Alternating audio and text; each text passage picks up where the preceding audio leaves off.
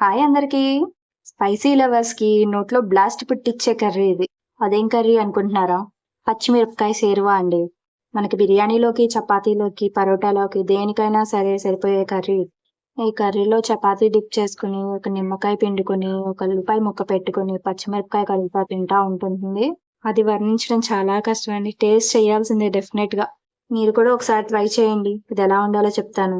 ముందుగా స్టవ్ మీద మూకుడు పెట్టుకుని అందులో ధనియాలు, జీలకర్ర, లవంగాలు, దాల్చిన చెక్క, యాలుక్కాయ, ఎండు కొబ్బరి అన్ని కూడా డ్రై ఫ్రై చేసుకోవాలి. తర్వాత మిక్సీ జార్లో ఈ ఫ్రై చేసుకున్న మసాలాలు, అల్లం వెల్లిపాయ, 2 మీడియం సైజ్ టమాటాలు, ఒక హాఫ్ కప్ పెరుగు, ఉప్పు, కారం, పసుపు అన్ని వేసుకుని మిక్సీ పెట్టుకోవాలి.